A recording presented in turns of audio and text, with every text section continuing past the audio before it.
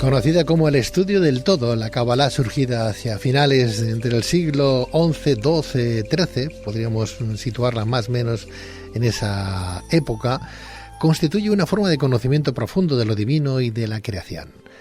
Asimismo, es conocida como una disciplina y escuela de pensamiento esotérico relacionada con el judaísmo y es una vía de autoconocimiento mediante la cual, y según la mística judía, se adquiere conciencia del propio papel en la vida terrenal.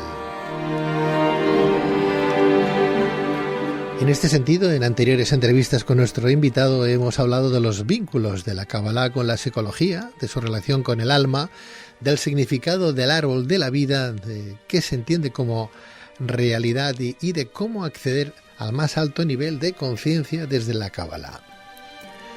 Hoy vamos a hablar de los poderes sobrenaturales y paranormales a los que pueden acceder o tener contacto los cabalistas.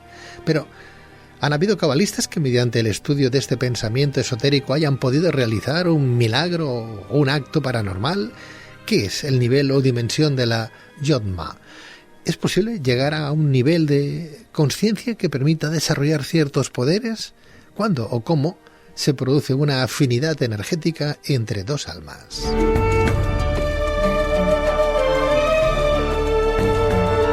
Para responder a estas y otras preguntas tenemos con nosotros al doctor Mario Javier Sabán, doctor en Filosofía por la Universidad Complutense de Madrid, doctor en Antropología por la Universidad Rovira i Virgili de Tarragona, doctor en Psicología por la Universidad Ramon Llull de Barcelona, presidente de la Fundación Tarbut Sefarat para la difusión de la cultura judía, profesor de Kabbalah, escritor y autor de numerosos libros como por ejemplo La Kabbalah, la psicología del misticismo judío, de la editorial Kairos.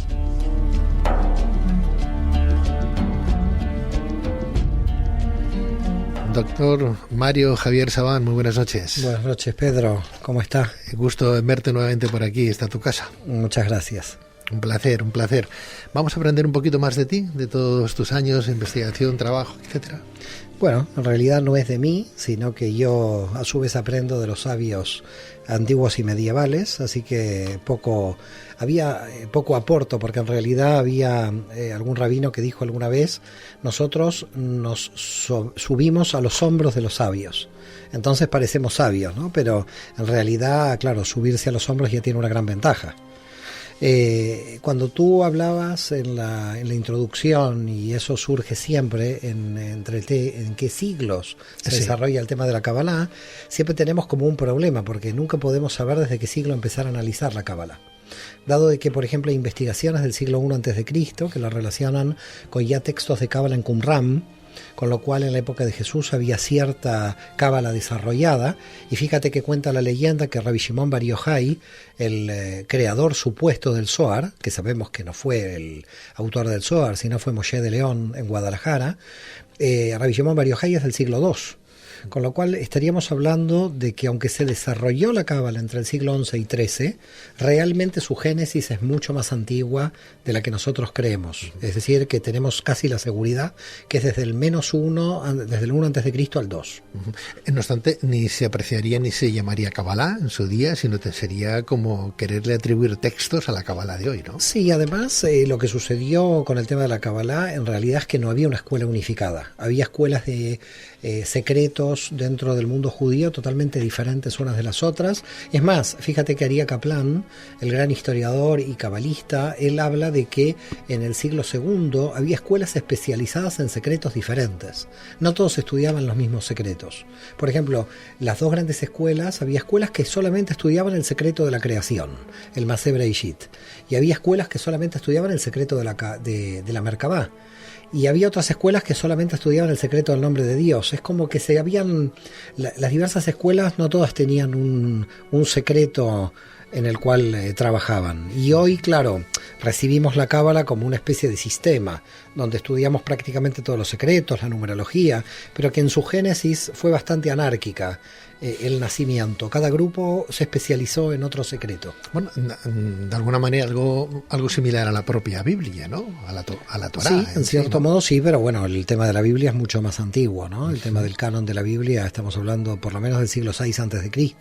Pero el canon de la Biblia católica, no cristiana, que sería otro canon. Bueno, en realidad estamos hablando de la Biblia antes que el cristianismo existiera. Por lo tanto, estamos hablando, tampoco, podríamos hablar de la Biblia judía, pero es que tampoco, porque la Biblia judía se cerró en el siglo II. Aunque la Biblia, llamémosle Antiguo Testamento, el Antiguo, sí, para el año 515 a.C. estaba cerrada en su canon. ¿Qué me dices, sí? Sí, en el 515 estaba cerrado el canon, solamente que había 2 textos que quedaron fuera, que es el Cantar de los Cantares, que todavía no se sabe si estaba escrito, había debate, y el libro de Esther, pero la historia de Esther todavía no había existido, porque Esther es del año 380 a.C., con lo cual en el 515 ya está cerrada la Biblia hebrea. O de Deuteronomio, por ejemplo, ¿no? Que es muy antiguo, 900 años antes del nacimiento de Cristo, 800, ¿no? Sí, bueno, sí, algunos lo llevan al 1100. Es decir, el Antiguo Testamento, tal como nosotros lo conocemos hoy, sin el Cantar de los Cantares y sin el libro de Esther, está cerrado en el 515 antes de Cristo. Así que 5 siglos antes del nacimiento del cristianismo ya la Biblia estaba prácticamente toda escrita, ¿eh? En cualquier caso, leyendo por ahí, hay, como antes bien apuntabas, la Cábala, dónde apareció, cuándo apareció, ¿no? En ese siglos que no se llegan a conjugar muy bien. Cuando hablamos un poquito de esa Biblia, ¿no? Dices, bueno, ¿cómo puede ser que un 72 libros o 73 libros, los que tiene la Biblia en sí, ¿no? Que ese compendio de libros tenga tantos años y de forma tan dispar? O sea, que estamos hablando de 900 años desde el primer texto hasta el último texto, ¿no? Y todo eso aglutinado en ese Antiguo Testamento, ¿no? Lo que hoy llamamos la Biblia. Entonces, la revelación de Dios a través de los hombres, pero con el tránsito, con el cambio, con los argumentos que cada uno entendía, lo que querría significar aquello. Bueno, la Cábala eso es muy claro, porque nosotros siempre decimos luz sobra, lo que falta es recepción. Lo que falta es el receptor, y cada libro tiene una recepción diferente de acuerdo al siglo y de acuerdo a la mentalidad del profeta que recibe ese tipo de revelación. En definitiva, tú vas a hacer un análisis de realidad subjetiva diferente de mi realidad, y va a depender esa realidad de acuerdo al sujeto. Al final la física cuántica está diciendo eso: cuando el observador observa, modifica la realidad. Lo está modificando en ese momento. momento. ¿Cuántas realidades hay? Porque cada vez que tú estás observando la realidad y yo la estoy observando, parece que la estamos modificando al mismo tiempo. Mario, no obstante, antes hablabas, dices, bueno, quitándote tu mérito, ¿no? Que te basas en los sabios de hace siglos atrás. De aquí a cientos de siglos también pensaremos lo mismo de ti, ¿no? Bueno, no la lo gente sé. Se apoyará. No lo sé, pobre gente. En Mario Sabán. Si les pasará eso, yo lo lamento por ellos. Bueno, porque esto queda en los anales de la historia, queda ahí grabado, queda ahí guardado, ¿no? Y entonces algún día alguien, a lo mejor en algún momento determinado, escucharán esta entrevista. Mira, sucede lo siguiente con el tema de la Cábala, que es sí un tema misterioso. Un rabino se gradúa de rabino, por llamarlo de alguna manera, que es lo que se llama la ordenación. Se ordena de rabino, ¿ok? Entonces aparece en la biografía rabino, no tienes otra alternativa, ¿no? De poner en la biografía.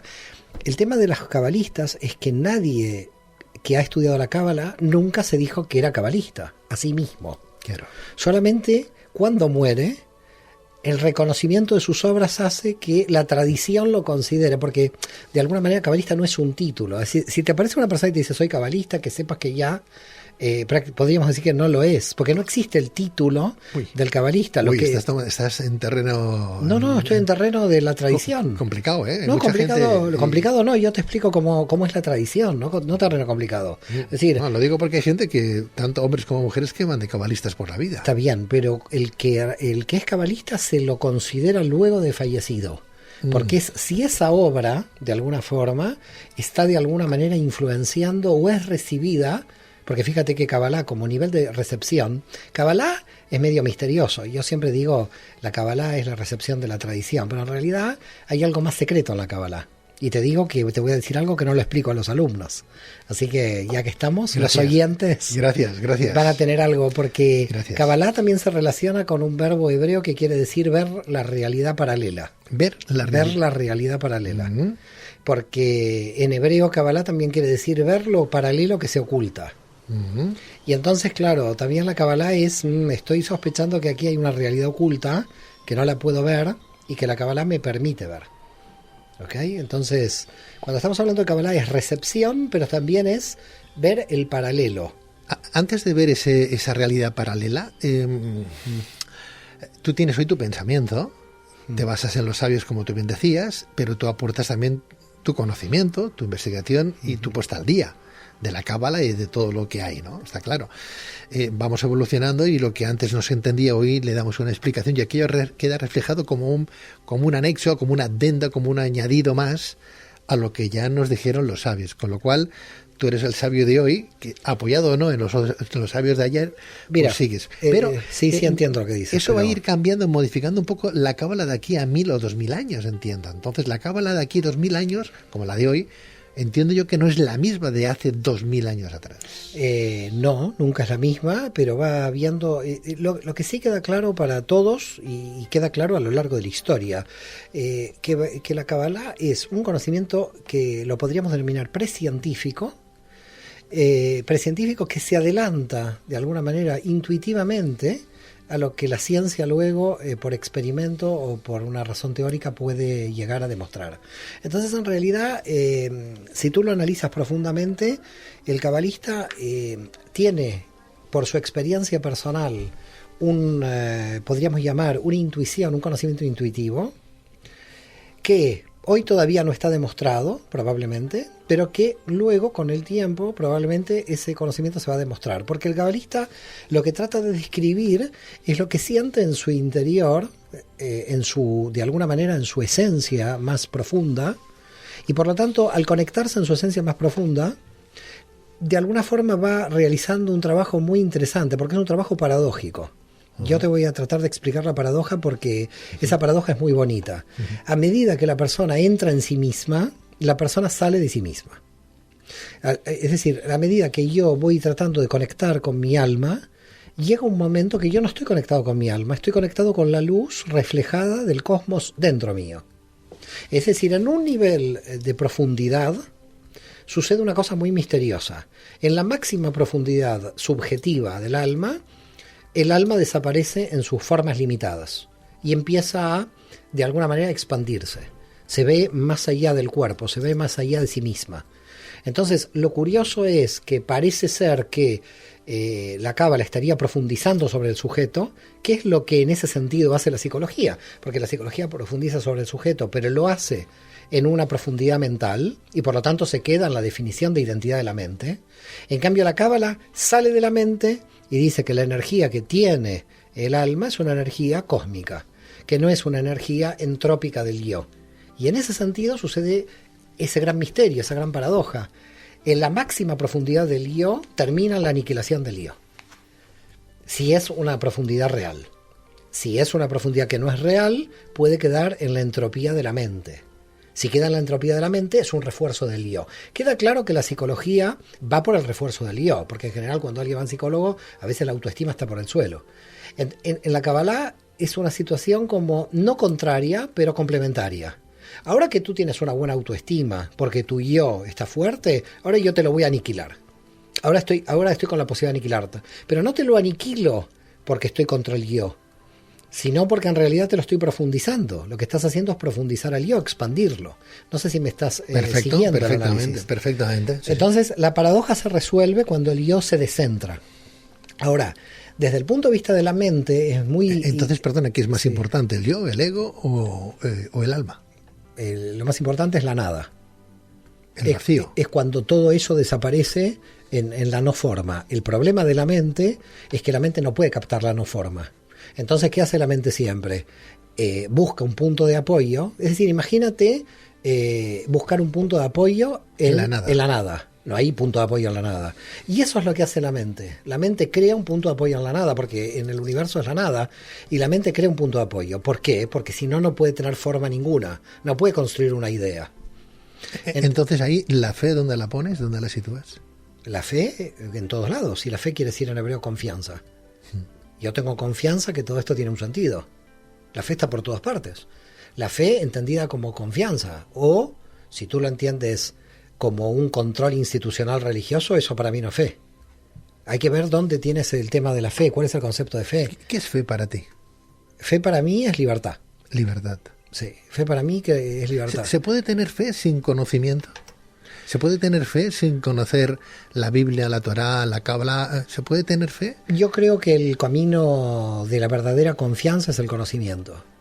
Creo que el Pero cuanto más conocimiento, uno más puede llegar a perder la fe, ¿o no? La fe infantil, sí. La fe en el otro nivel, no. Estamos hablando de la fe profunda. Por eso, aquí siempre hay que tener cuidado con el término fe, porque a mí me chirría, sobre todo porque no está, si está o no relacionada con la raíz del hebreo. En hebreo el término fe no existe. Es la traducción de emuná, que quiere decir confianza. Entonces, la cuestión es, ¿tengo confianza que esta mesa tiene un sentido? Sí, la mesa tiene un sentido porque yo apoyo las cosas en la mesa. Listo, esta mesa si tiene sentido, tengo fe. Entonces tú me vas a decir, ¿tienes fe en la Torá? ¿Tienes fe en la Biblia? No, yo te estoy hablando de la fe que me da la libertad de entender que cada cosa tiene un sentido. En realidad, si cada cosa tiene sentido, ¿qué es lo que quiere decir confianza? El nihilismo, que es el sinsentido de toda la realidad, tiene sentido también para la Cábala. Es un jaque mate el nihilismo, porque el nihilismo que dice que no tiene sentido, la Cábala dice que el paso por el no sentido tiene un sentido profundo, que está más allá del sinsentido. De alguna manera le da ese jaque mate a Nietzsche y de alguna manera se sube a la mística. Pero el místico tiene que caminar con el nihilista, porque el camino del místico es el mismo camino del nihilista. Mario, perdóname, es un tema que a mí me gustaría, ya que vamos a tocar también esos milagros que pueden acaecer dentro de esta disciplina, ¿no? A través de los cabalistas o personas que se han profundizado mucho en la Kabbalah, ¿no? Hablamos de la Biblia, por ejemplo, y la Biblia ha tenido muchísimas interpretaciones desde el punto de vista cristiano o católico, ¿no? Cánones diferentes, incluso profetas que en la Biblia católica pues no aparecen y sin embargo en la Biblia cristiana sí que aparecen, ¿no? Profetas de 600 años antes del nacimiento de Cristo, como pues no sé, Abalok creo que se llamaba, ¿no? Habacuc, gracias. No, Habacuc, yo particularmente nunca ni la había leído ni la había estudiado. Bueno, pero es fácil, Habacuc tiene 2 páginas. No me hagas leer Jeremías que tiene 40. Claro, bueno, pero Habacuc te digo que lo leas porque es fácil. Ni lo conocía, pero bueno, está bien.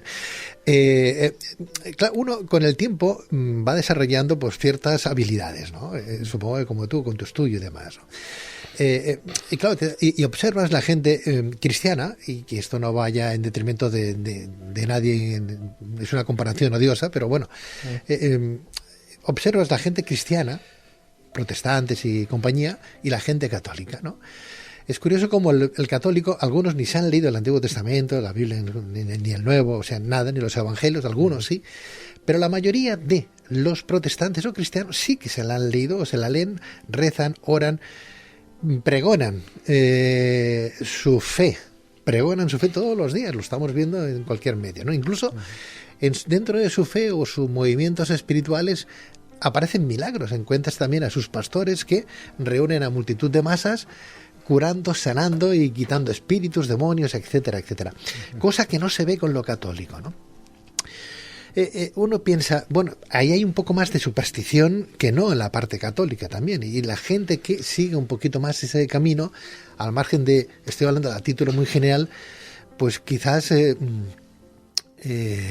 ver cómo lo digo esto, el pensamiento crítico no lo tienen tan desarrollado como lo pueden tener los que pertenecen a otro tipo de movimientos, ¿no? Se dejan más llevar por la superstición, ¿no? Sí.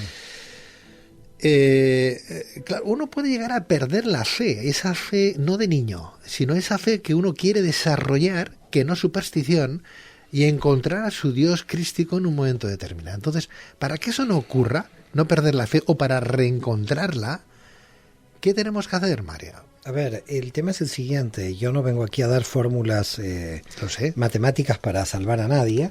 Solamente decir que hay algunos tipos de fe infantiles que lo que hacen es relacionarse con zonas de seguridad.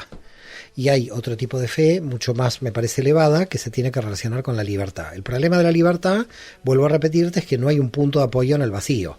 Entonces la gente se vuelve un poco loca. En cambio, cuando tienen fe en la seguridad, está el sacerdote o está el pastor o está el rabino que en cierto modo les dicen lo que tienen que pensar o cómo tienen que actuar.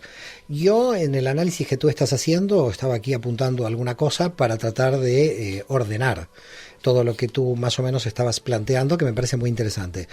Está la persona que ignora. No sabemos si es feliz o no es feliz, pero bueno, la persona que ignora, que tú lo asociabas a la persona que no tiene lectura bíblica. Pero luego está la persona que tiene lectura bíblica, pero lo dogmatiza. Es lo que Pablo criticaba cuando decía la letra mata, el espíritu vivifica. Cuando decía la letra mata, el espíritu vivifica, es aquí dice que hay que apedrear a la mujer, entonces vamos a apedrear. Eso es gente que ha leído mucho, pero ha leído y se ha quedado en la letra. Y después viene el pensamiento crítico. Es que eso viene después de la lectura. Entonces yo te haría una especie de tripartito. Claro que estoy en Cataluña, de hablar de tripartito no sé, pero haría una especie de tripartito. Primero la persona no lectora. Bueno. Luego está la persona lectora. Y luego está la persona crítica. Yo creo que la persona crítica, en realidad, es la persona que hace que la letra se vuelva dinámica y no se vuelva estática. Hay algunas personas que tienen un tipo de fe estática, donde de alguna manera toman la letra y la letra les salva. Están unidas a la letra y este es el dogmático. ¿Estamos de acuerdo? Ahora, yo dividiría dos conceptos que se pueden mezclar y que no hay que mezclar. El dogma y la superstición. Porque son dos conceptos que tienen como andariveles diferentes. Sobre todo porque lo que nosotros llamamos superstición puede entrar un conjunto de cosas que en realidad pueden en el futuro no serlo. Es decir, quizás Leonardo da Vinci, cuando inventó el pájaro que iba a ser el avión, el tipo parecía medio supersticioso, pero en realidad fue un precientífico. Entonces, lo que Maimónides dice en la Guía de los Perplejos, cuidado, que no está lo racional y lo irracional, está lo metarracional. Y lo metarracional es lo que yo considero que es irracional, pero que con el avance científico se considerará racional, pero no es irracional.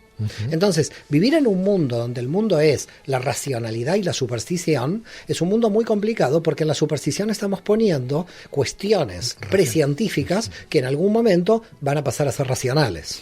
Entonces, que alguien hoy te diga, mira, he visto que me ha hablado mi abuela, el alma de mi abuela, hoy desde el pensamiento racional de la Ilustración francesa, dices, este tipo tiene una superstición. Ahora viene en algún momento, dentro de 20 años, la física cuántica y dice, ¿sabes que el alma de la abuela la pesamos? Hablamos con la abuela. ¿Qué ha pasado? Que la ciencia muchas veces discrimina dentro de la superstición lo que luego va a ser racional o irracional.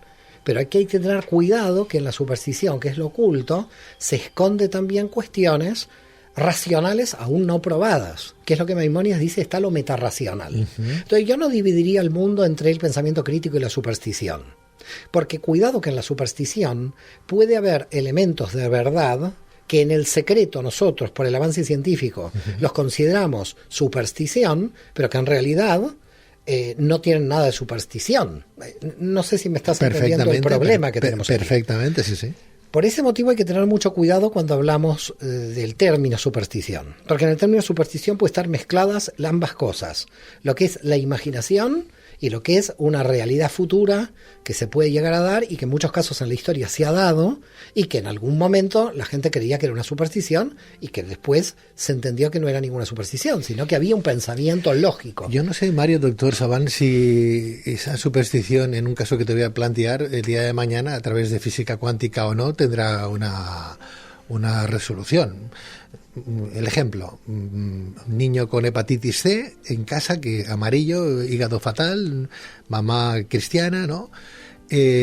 Conoce a un pastor evangélico, que con multitud de masas cura, sana y hace milagros. Le dice al niño, bueno, le dice ese pastor que van sale en televisión y dice, bueno, todas las personas enfermas que toquen la televisión en este momento, la pantalla de la televisión, sanarán, ¿no? Niño toca 14 años, toca la pantalla de la televisión cuando ese sanador está orando y pidiéndole a Dios que sane a todas las personas que están tocando la pantalla, y la hepatitis C, dice la mamá de este niño, que desaparece. Y el niño se va a jugar al cabo de unos minutos. No sé si eso es superstición, no lo es, ¿qué es? Bueno, yo no acabo de entender. Sí, podría entender que la mano de Dios está ahí, en la pantalla de la televisión, pero me cuesta bastante entenderlo, ¿no? Mira, nosotros tenemos un tipo de energía que aún no podemos saber qué niveles de energía estamos tenemos operativos. Dado que si el casi 95% de nuestro cerebro está operando de un modo que nosotros no sabemos cómo opera, quiere decir que tenemos un montón de situaciones energéticas que se están dando en la realidad que para nosotros son ocultas, que es lo que estamos hablando del mundo paralelo. Fíjate algo interesante que tiene que ver con lo que estamos aquí, ¿no? Que es el concepto de milagro. El concepto de milagro para la Kabbalah es que el milagro no es ningún milagro, solamente que el milagro es que el hecho que está sucediendo, de alguna forma, es que aparenta ser un cambio en las leyes de la naturaleza, pero no es un cambio en las leyes de la naturaleza, sino es ver la naturaleza en sus más profundas leyes. Es decir, en realidad lo que estaría diciendo la Cábala es que si tú estarías viendo realmente profundamente esta mesa, la mesa desaparecería porque estarías viendo los átomos, no estarías viendo la mesa. Entonces yo te estaría diciendo, mira los átomos. Entonces nosotros dos podemos llegar a la conclusión, wow, estamos mirando los átomos. Cualquiera que pase por aquí nos va a tratar de locos a los dos, porque ellos no están viendo los átomos, están viendo la mesa. Pero la realidad de la mesa son los átomos que la conforman. Por lo tanto, ¿qué sería un milagro? Un milagro no es un milagro, es solamente cambiar el orden de la percepción de la naturaleza. Es una buena escapada física, doctor. No, es como está descripta, como se describe el milagro en términos de, sí. En términos de la Kabbalah. Es decir, lo que nosotros llamamos milagro, que sería una especie de orden antinatural, es una percepción más profunda del propio orden natural. Solamente de que, como no conocemos la profundidad del orden natural, nosotros conocemos las leyes superficiales de lo que nosotros llamamos el orden natural. Y esas personas que tienen esa posibilidad son personas que tienen un don especial. Probablemente conectadas con los niveles más profundos de energéticos en lo oculto dentro de la realidad, que ni ellos mismos saben cómo explicar su propio don. Porque no es que le vas a preguntar a esa persona que sabe cómo el mecanismo está funcionando, pero el mecanismo funciona. Es decir, si yo estoy leyendo los nombres de Dios y creo que ahí no pasa nada, y de repente viene el alma de la abuela de una amiga y me dice algo que la amiga necesita, y la amiga lo está necesitando, yo, desde el punto de vista de mi racionalidad, no me creo lo que me está pasando. Y me pasó. Es decir, a mí me han sucedido cosas que desde el punto de vista racional no las puedo creer, pero como han sucedido, no me quedan... Sí, lo digo directamente. Con lo cual, la cuestión es, mira, hay una obra que se llama Bodata Kodesh en hebreo, que se llama el trabajo sagrado. Es de un cabalista muy poco conocido de Estambul, no sé si nació en España, la obra es de 1515, y él dice, nosotros hacemos a Dios. Tiene sentido. Nosotros construimos a Dios. Cuando está diciendo nosotros construimos a Dios, la gran pregunta es ¿qué está diciendo? Está diciendo que cuando yo estoy operativo, en realidad está operativo Dios, porque yo no existo como yo. Entonces la pregunta es, ¿cuánto de mis elementos limitativos están operando en mis limitaciones que no me dejan ver? Todo el problema del secreto es que el secreto, ¿sabes que no existe ningún secreto? No te quiero desmantelar el programa, porque hace 28 años aquí hablan de secretos. Entonces tengo miedo. Pero yo voy a traerte una, no sé si buena nueva. Sí. Claro, pero el secreto no existe. El secreto nace por nuestras limitaciones. Si nuestras limitaciones desaparecen, no hay ningún secreto. No tengo claro eso. Ok, entonces quiere decir que el secreto es un invento de nuestra percepción. También. No es una realidad. Es nuestra limitación. Es como el miedo. Es como el miedo, es como todo, es como el yo. Claro. Todo desaparece si desaparezco yo, con lo cual. Pero el tema es, yo creo el miedo, yo creo la mente, yo creo el yo creo el ego, yo creo el punto de apoyo, yo creo el concepto. Yo estoy haciendo toda esta creación. ¿Estamos de acuerdo? Entonces, claro, a partir de mi desaparición del yo, ¿cómo está funcionando la realidad? La realidad está funcionando no porque yo diga cómo funciona. Es decir, Newton dice, la manzana se ha caído, hemos descubierto la ley de la gravedad. Ahora, hacía siglos que la ley de la gravedad existía. Claro. ¿Quién en el siglo X dijo, existe la ley de la gravedad? Pero todos sabían que la manzana se caía. Entonces, el problema de la ciencia hoy es, hasta que no aparezca un Newton que me diga por qué se cae la manzana, la fuerza de la gravedad es una superstición. ¡Ey, señor, la manzana se cae! No es una superstición. Se está cayendo la manzana. Entonces, el problema es que la experiencia de la energía va más rápido que la justificación demostrativa en el campo de la ciencia. Mario, entonces los milagros y los poderes sobrenaturales... Es todo natural, no hay poderes sobrenaturales. ¿Existen los milagros entonces? Sí, porque no existen los milagros en sí mismos. Los milagros existen porque no son milagros y los poderes sobrenaturales existen porque son naturales. Solamente se consideran milagros y sobrenaturales por nuestras limitaciones que crean la ignorancia. Por ese motivo, la mística y la ciencia convergerán en un punto total. Van en convergencia, porque al final... se tocarán. Es que se tienen que tocar. La fe en el infinito, que es la confianza en que esa energía nació para algo, esa es la fe en Dios. Lo que pasa es que desaparecerán en el camino todos los dioses infantiles. La gente tiene el temor a la desaparición de los dioses infantiles. Por consiguiente, ¿el resultado del milagro entonces qué es? El resultado del milagro es una una captación de alguna forma de leyes que no conocemos que operan en la superficie.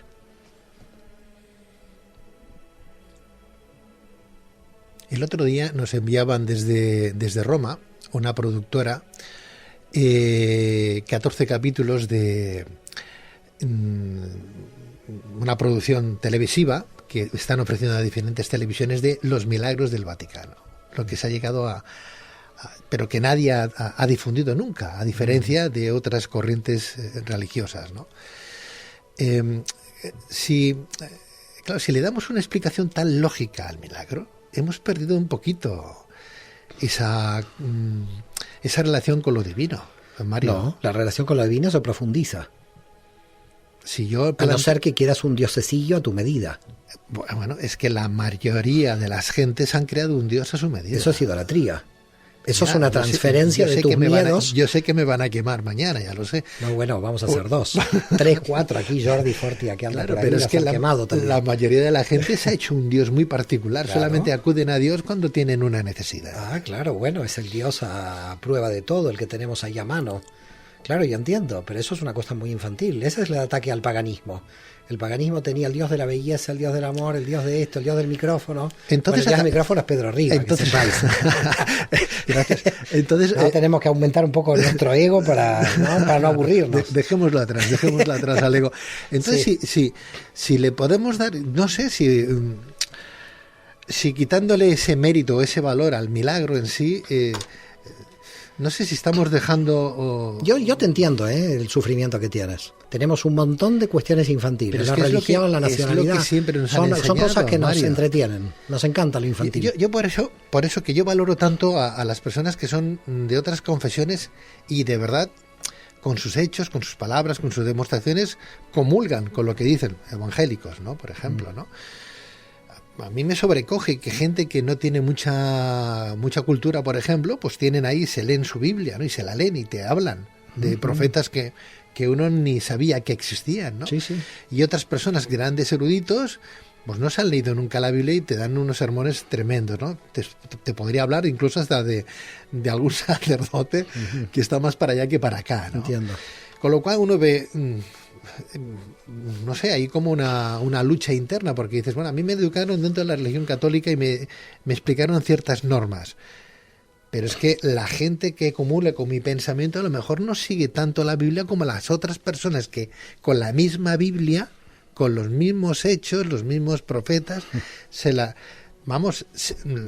tragan todos los días y que comulgan con los hechos. En una me hablan de milagros, en otras no me hablan de milagros. Ahora sí. ¿Por qué ahora la Iglesia Católica habla de los milagros? Incluso hacen series de televisión. Hay algo ahí que se está perdiendo. Tenemos que volver a nuestras raíces. La gente es más lista, tiene más pensamiento crítico porque más personas saben leer, saben entender las cosas, o al menos son unos buscadores de estas historias que desde pequeño nos han contado, que no se abrieron los mares, ¿no?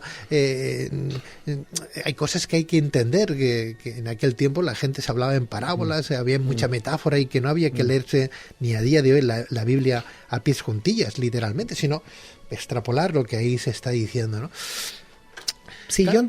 Yo te entiendo. Yo pasé por ahí, Yo pasé por ahí.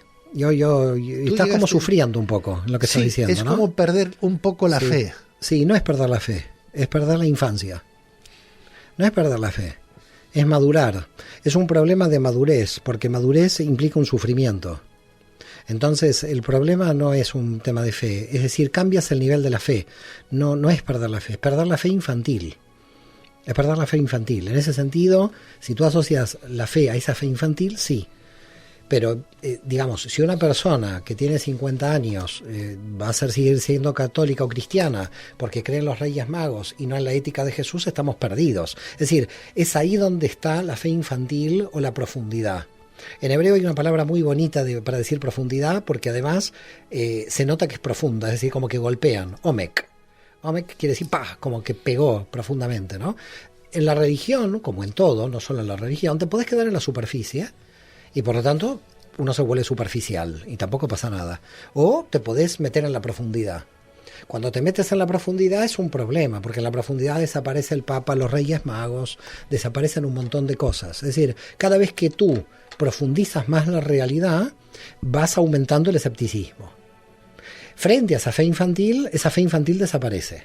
Pero la conexión directa con la energía del infinito se va haciendo cada vez mayor porque te va sacando a todos los intermediarios. Lo que pasa que para sacarte a todos los intermediarios, que es tu religión, tu nacionalidad, tu papá y tu mamá ni hablemos, eso lo trató Freud, cómo sacarte a todos los intermediarios, a la gente se le vuelve muy difícil. Entonces dice, bueno, ¿qué hago con la figura de mi papá? Se la pongo al Papa Francisco. ¿Qué hago con la figura de mamá, de la Virgen María? La gente necesita cogerse de alguna parte, ¿ok? Porque de alguna forma no puede entender que los Reyes Magos no existan. Entonces, la cuestión es, si la fe es una fe infantil, lo que hace la profundidad de la mística es esa fe ponerla en jaque. Yo te diría en jaque mate. Y por eso el dolor de la persona. Pero misteriosamente ese místico, en el fondo se vuelve más creyente en términos de la fe en tanto confianza, en tanto de que todo tiene sentido. Fíjate que el pagano, la persona que tiene al diosesillo cercano, esa persona ve el sentido de la superficie, el sentido superficial, porque espera que los Reyes Magos le den un regalo. El que va hacia la profundidad ya pierde ese sentido de superficie, está operando sobre el sentido profundo de la realidad. Pero acá no hay que ser crítico con nadie, cada uno está en el nivel que puede aguantar. Porque el tema de ir destruyendo los diversos dioses que tú tienes, esto es muy difícil. Mario, aquí hablas de dejar atrás lo que nos rodea de alguna manera, lo superficial, ¿no?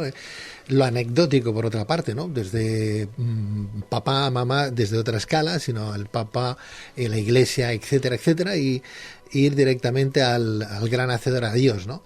En el supuesto de que existiera ese Dios que nadie ha visto.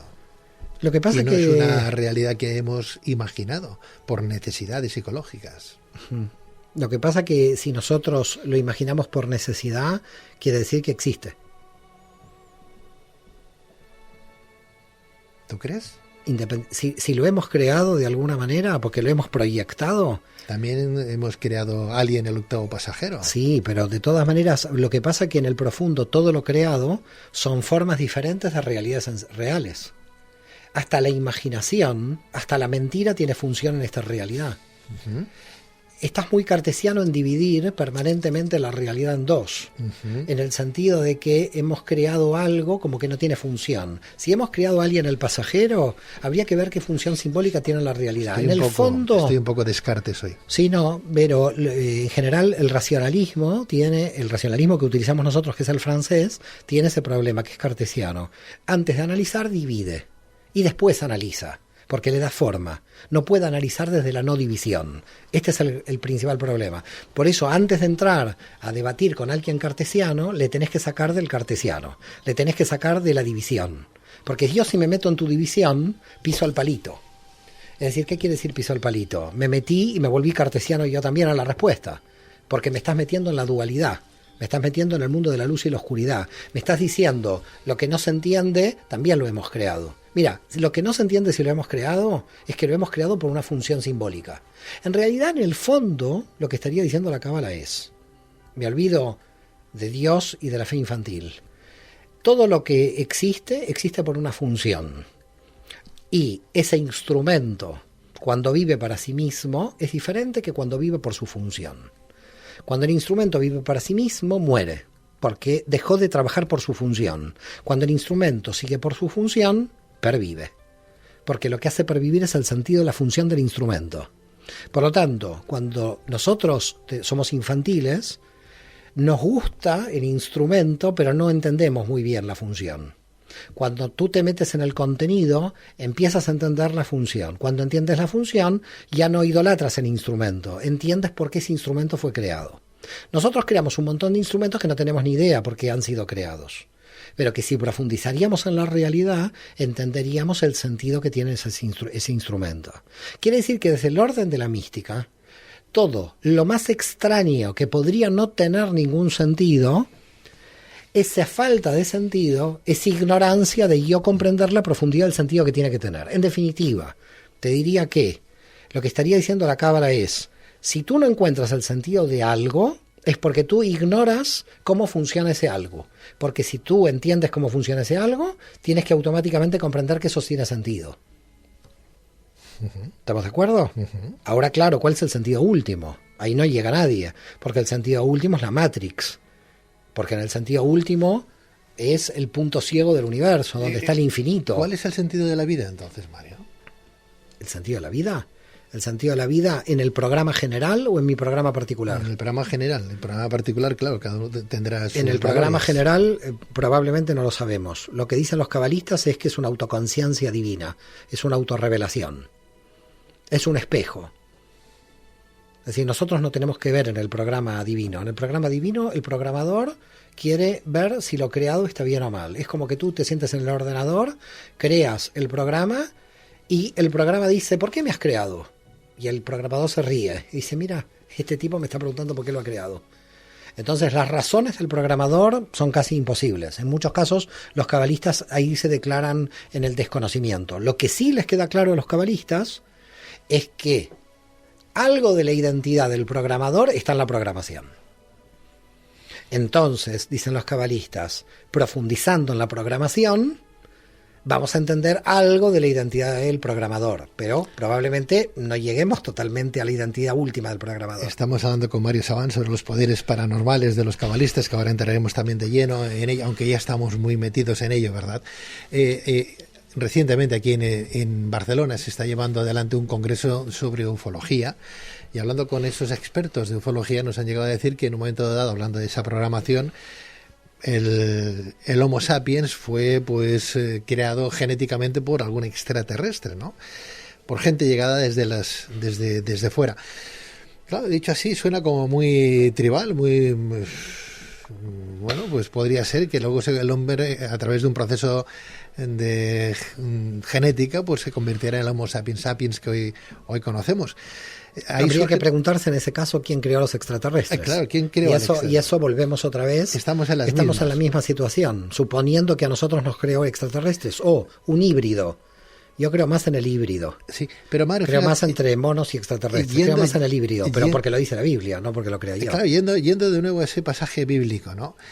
¿En qué momento en la Biblia aparece, se separa el mono y aparece el hombre? Feliz Año Nuevo para la gente judía que me escucha bien, y para todo el mundo. Es el año 5778. 5778. Sí, estamos un poquito ya antiguos, ¿no? Sí, estáis muy pasados ya. Ya estamos un poquito pasados. Ya venís de vuelta de mucho, ¿eh? Sí, no sé desde cuándo contarlo esto. Desde la Constitución Española, 5778. ¿A partir de cuándo? ¿Desde el nacimiento de cuándo? Desde el nacimiento del primer hombre racional. Ajá. Entonces, Adán 5000 no es el primer hombre.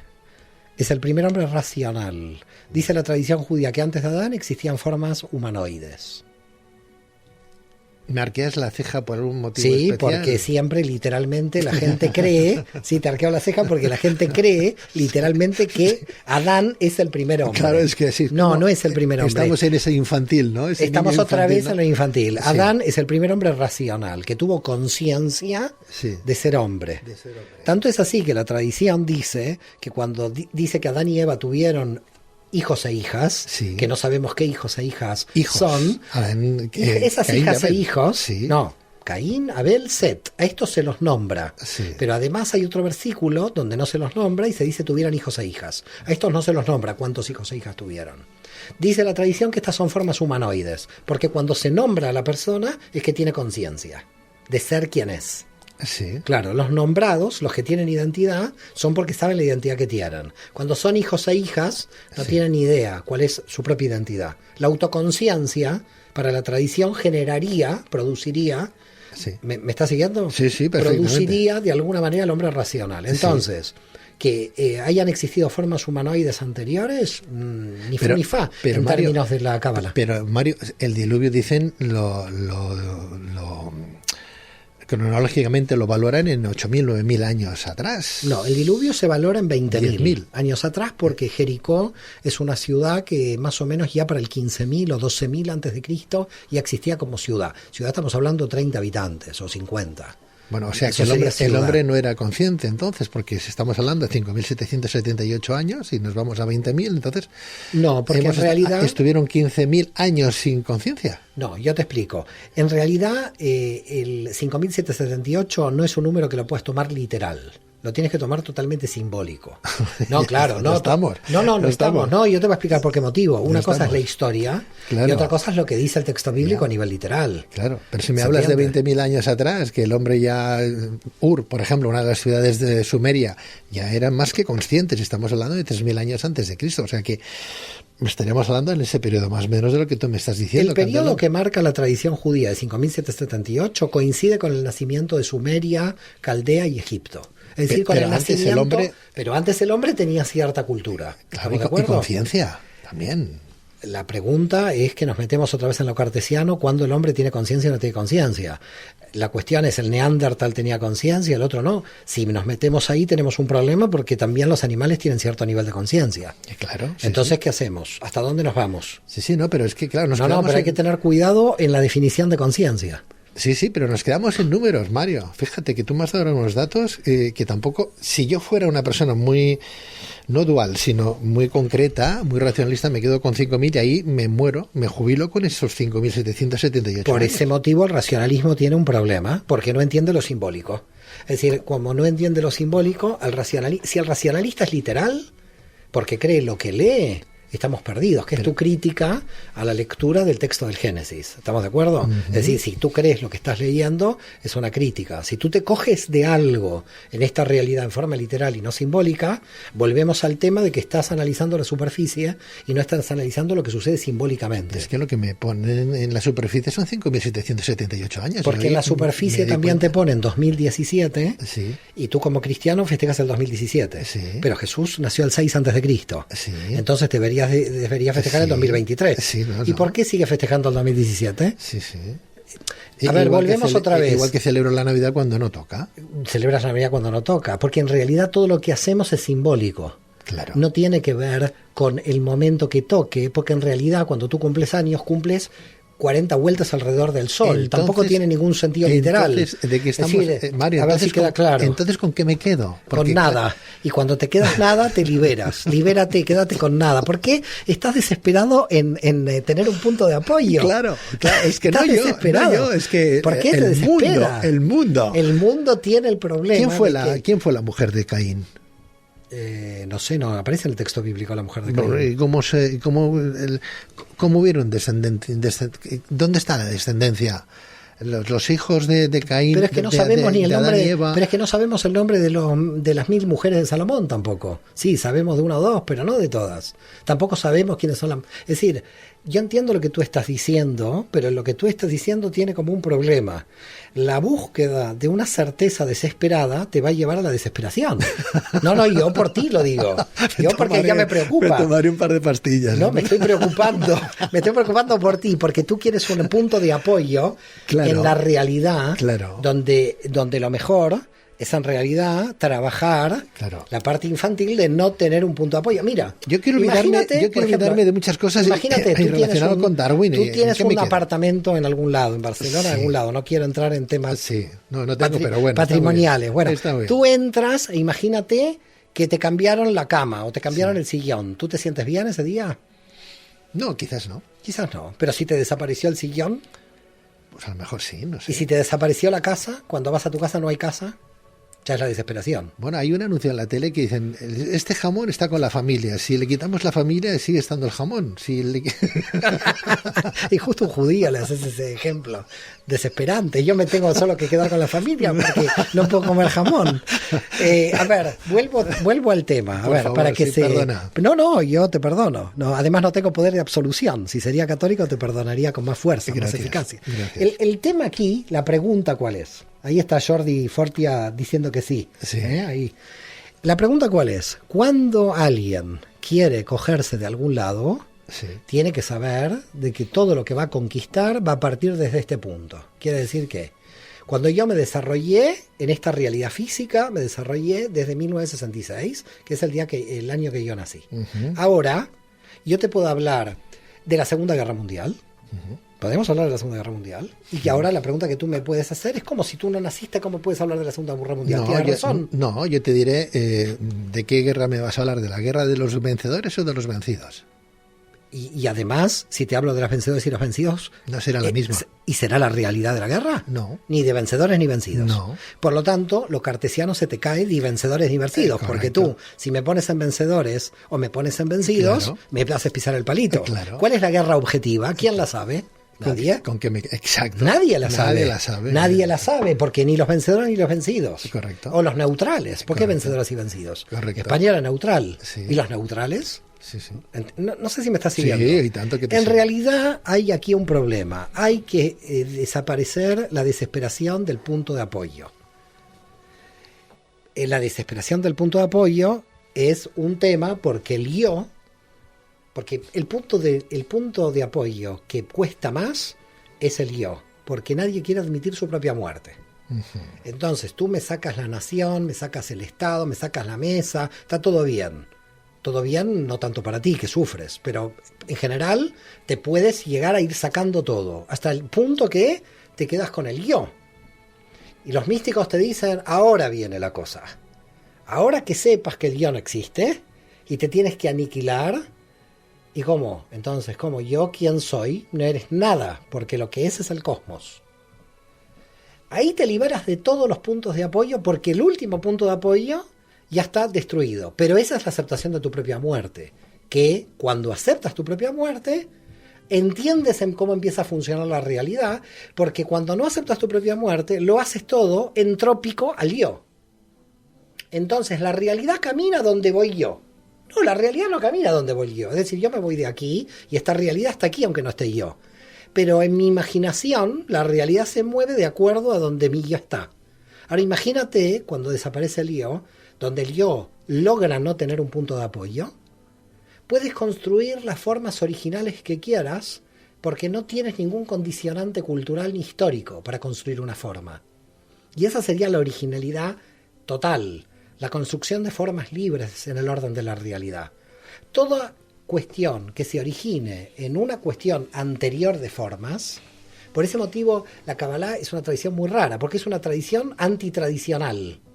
Porque lo que quiere es ver si la forma del sabio anterior aguanta o no, y si no aguanta le tienes que destruir tan tranquilo. Porque lo que te está pidiendo el sabio anterior es que le destruyas la forma. El sacerdote no. El sacerdote te va a decir que sigas la tradición conservadora de la forma y aunque la forma no funcione, el sacerdote te va a decir el divorcio está prohibido y el divorciado está fuera de la forma. Entonces, lo que está haciendo el sacerdote es una tradición conservadora. La Cábala es una tradición revolucionaria, en el sentido que conserva la revolución, conserva la destrucción de la forma. Es decir, lo único que tenemos que conservar es no conservar nada, es destruir todas las formas posibles, porque es la libertad que te va a dar. Por eso, aquí la cuestión es, Jesús no vino a traer la iglesia, vino a traer el reino. La iglesia es la forma, el judaísmo es la forma, el pueblo de Israel es una forma. Son formas, pero las formas aparecen y desaparecen. El Imperio Romano era una forma. ¿Dónde está el Imperio Romano? Desapareció el Imperio Romano, desapareció esa forma. Son formas. Lo que pasa es que las formas que nosotros tenemos en la historia son formas heredadas unas de otras, de cambios de las formas. Lo que parte la mística es que nosotros tenemos la posibilidad de poder contactar con la eternidad, con las energías eternas, destruyendo nuestras formas conceptuales habituales y poder construir algo totalmente original desde un punto que tú quieras poner en el infinito, sin un antecedente. Porque el antecedente te condiciona totalmente. Yo tengo que ser consciente que a mí el judaísmo, y a ti el cristianismo, y al otro el islam, y al otro el ateísmo, y yo que sé, nos están condicionando. Lo que está pidiendo Dios no es que sea judío, cristiano o qué. Lo que está pidiendo es que entiendas el sentido de la realidad. El camino que quieras tomar, tómalo. Ahora, si el camino lo que me está haciendo es llevar un punto muerto, donde me quedo con un dogma infantil, bueno, mucha gente por miedo se pone ahí, no hay problema. Hay que respetar a la gente que queda atrapada en ese camino sin salida. Pero lo que está diciendo la mística es que cuidado, que el camino, la salida que tiene es al infinito, no es al dogma. Si te estás poniendo un dogma, es porque tú estás cerrando algo que te da temor No poder ver más allá de los límites. Claro, es que también somos muy cómodos, Mario. A la gente no le gusta trabajar, ¿no? Y que se lo den todo hecho. Yo no sé si habrán muchos, en este caso desde mi religión, la católica, ¿no? Si habrá muchos sacerdotes que conozcan la Kabbalah, no lo sé, ¿no? Si están dentro de esa línea, o se han quedado también en ese estudio infantil. Hay un sacerdote que yo puedo dar fe, uno o dos, que saben profundamente temas de Kabbalah, como la Merkabah, que por ejemplo es el director del Instituto Jesuita de Moscú, que es doctor en teología por la Universidad de Granada, y tiene unos libros interesantísimos sobre la Cábala, porque si un cristiano quiere entender el Apocalipsis, que se empiece a estudiar Cábala, porque no tiene forma de entender el Apocalipsis sin la Cábala hebrea. Porque el Apocalipsis es totalmente simbólico, en general, si se lo toma literal no llegas a ninguna parte.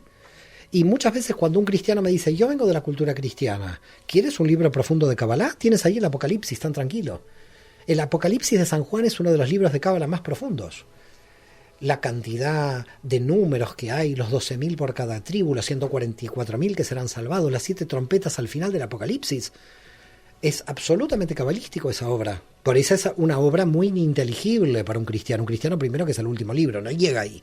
Se quedan los evangelios, ¿no? De San Mateo, San Lucas al principio. Pero el Apocalipsis, si te lo tomas en serio en la lectura, con profundidad, Frederick Manes, que es un franciscano del Instituto Teológico de Jerusalén, que si a ti te interesa, te puedo pasar información de él. Por favor. Es un francés, me parece, si no recuerdo mal. Él tiene unos trabajos de relación entre la mística judía y el Apocalipsis de San Juan, que son muy interesantes, donde desde la Cábala se entiende la simbología del Apocalipsis. Tú lees el Apocalipsis sin entender la Cábala, es que no entiendes nada de lo que está sucediendo ahí. No entiendes lo que está pasando.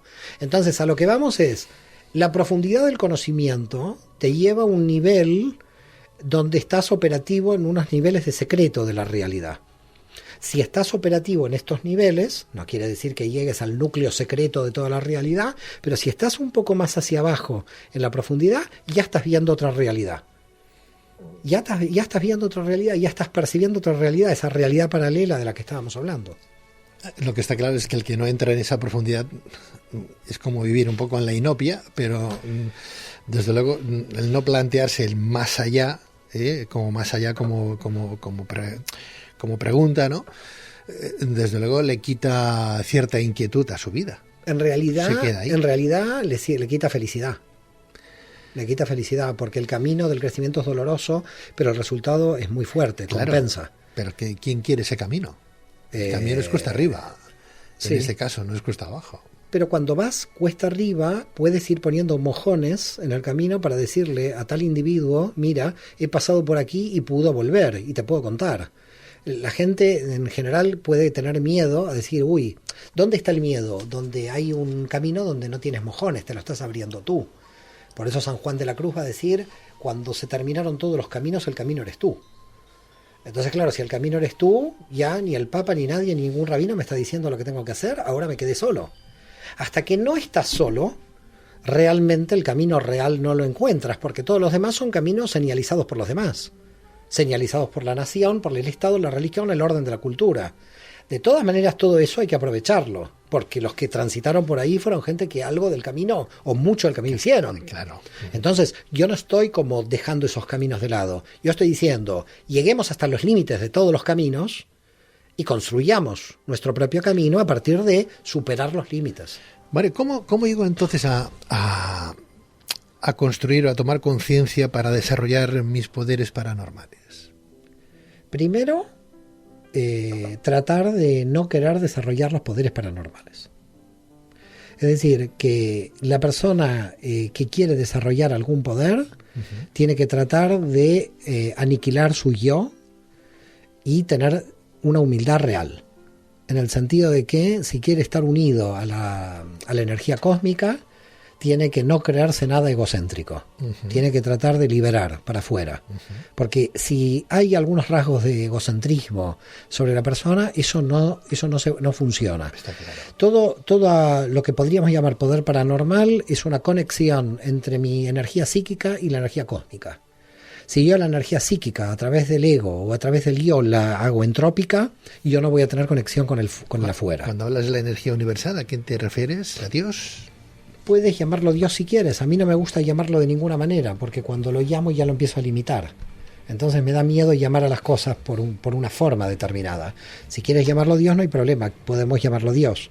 Pero digamos, esa energía cósmica existente, que nuestra energía psíquica es compatible con esa energía cósmica, porque nuestro árbol de la vida interior es compatible con el árbol de la vida exterior, yo puedo de alguna manera mover energía en el exterior si yo primero sé y me relacioné con mi energía en mi interior. Entonces, ¿la cuestión dónde está? La cuestión está en si yo me liberé de la entropía. Si yo me liberé de la entropía. Si yo quiero todo para mí todo el tiempo, yo no voy a tener esa conexión con el afuera. Entonces, en realidad, yo voy a tener poderes paranormales cuando yo me convenza de que no tengo ningún poder paranormal, que lo que estoy moviendo es fuerza cósmica. Que en realidad lo que está pasando es que yo me estoy dejando mover por la fuerza cósmica. Es todavía un poco más profundo. No es que yo muevo la fuerza cósmica, porque sigue existiendo el yo ahí. En realidad, como mi yo dejó de estar operativo, mi energía psicológica empezó a fluir con la energía cósmica. En realidad estoy haciendo como surf, porque voy arriba de la ola, y toda la potencia de la ola la estoy cogiendo arriba. Ahora, yo digo, soy yo, me pongo enfrente a la ola, ¿qué hace la ola? Me barre, me aniquila.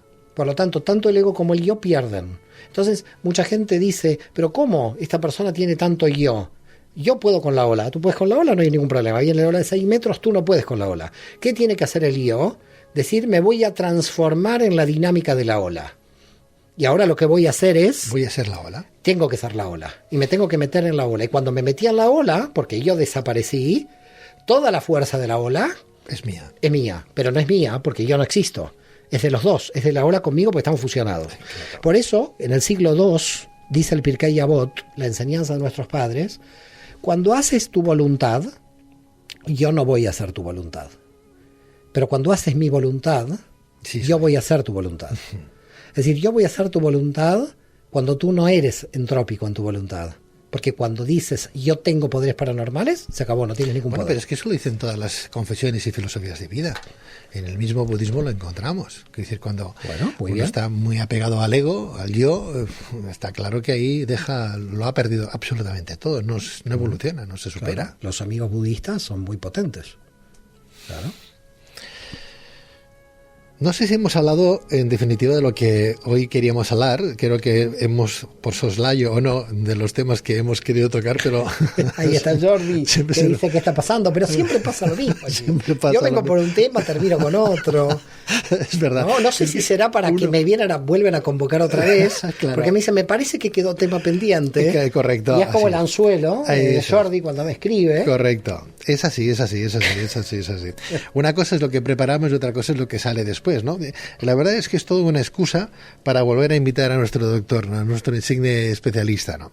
En realidad empezamos a hablar de algo que sí, que habíamos planificado y acabamos hablando de todo lo bueno y lo malo, menos de aquello también. Perdón, esto es fluir con la ola. Claro, somos ola. Cuando tú te pones, yo te digo, porque además en las clases sucede, cuando yo tengo ahí muy estructurada la clase sale mal, porque yo quiero que los alumnos se metan en la estructura. Cuando yo tengo una estructura de seguridad, que no la sigo, y sigo el flujo de la clase... A mí también me gusta eso, porque es todo como más natural. Es que es la naturaleza. Más abierto. ¿Tú has estado cómodo? ¿Estás cómodo? Yo estoy... Mira, me vuelvo otra vez siempre aquí. Imagínate qué cómodo que estoy. Y mira que no tienes un sofá estupendo donde estás sentado, más bien es incómoda esta silla. No importa, quizás es una prueba cristiana, esta prueba del dolor que me hacen aquí. Es como ponerse un silicio, ¿no? Sí, señor. Tipo silicio me ponen esta silla que...